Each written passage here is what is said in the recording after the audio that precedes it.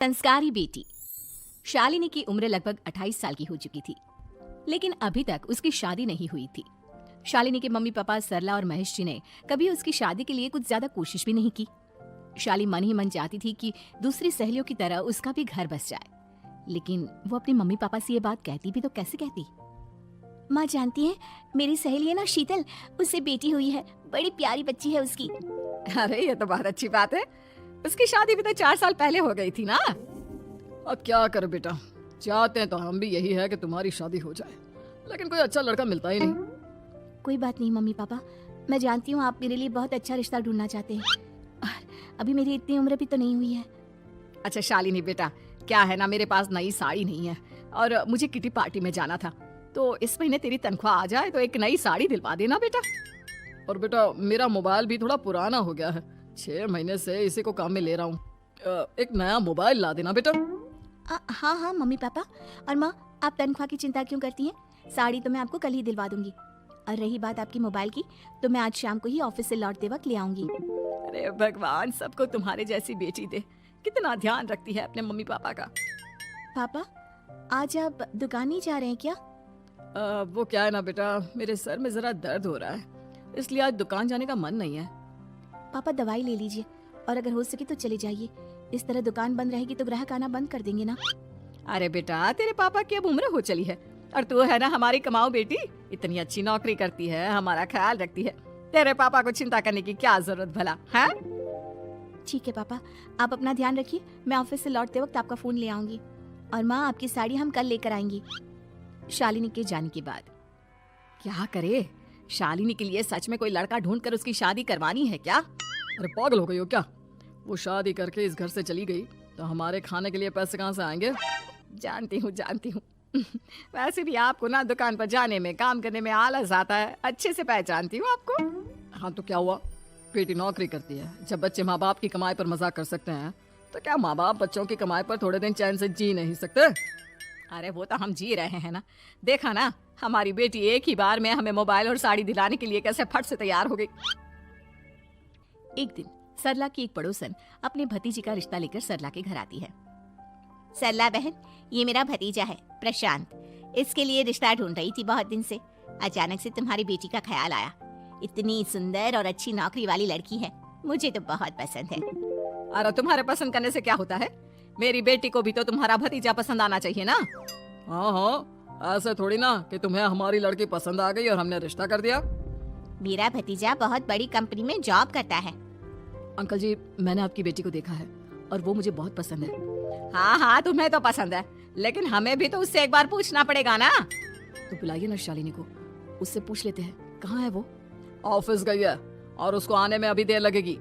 लेकिन तभी शालिनी ऑफिस से आ गई। ये लीजिए, शालिनी भी आ गई, अब आमने सामने ही बात कर लेते हैं।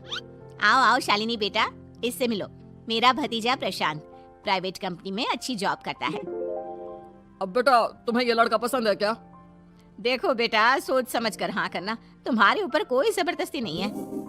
मम्मी पापा, प्रशांत की जॉब और उसकी बातें सुनकर मुझे तो काफी अच्छा लगा, मैं उससे शादी करने के लिए तैयार हूँ। ये लो, सारा मामला यहीं के यहीं निपट गया, लड़का और लड़की राजी हैं, तो अब हमें क्या।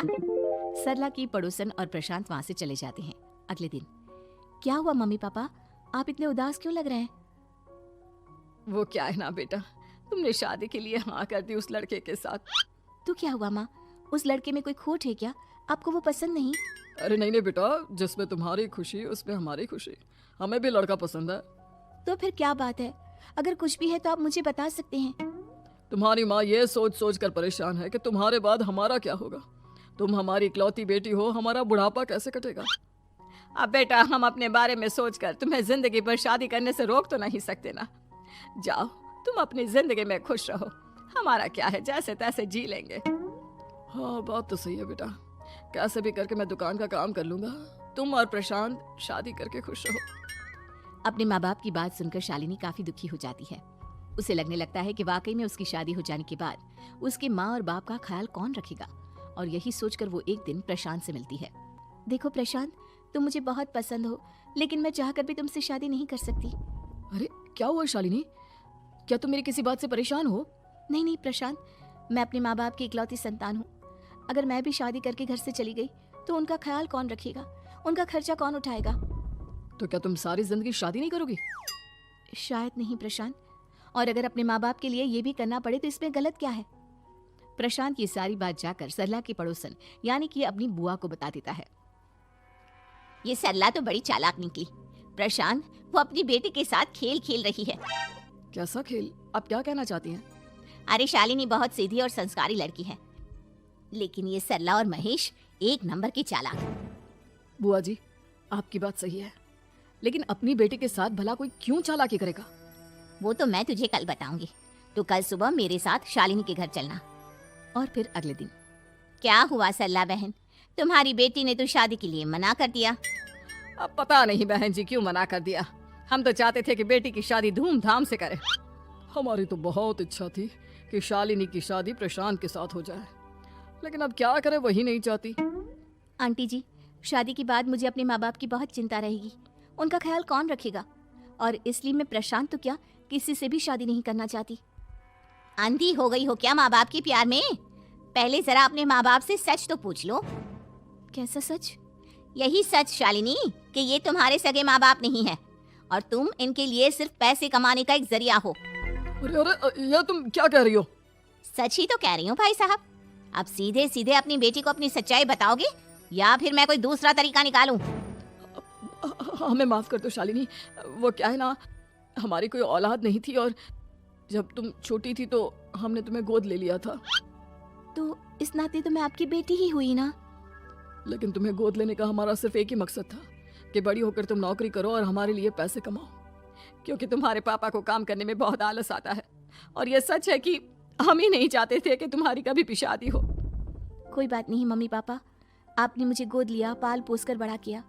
भले ही उसके पीछे आपका कोई भी इरादा सही, लेकिन मैं आपकी बेटी हूँ। शादी तो मैं प्रशांत के साथ कर लूंगी, लेकिन उसके बाद भी जिंदगी भर आप दोनों का ख्याल रखूंगी।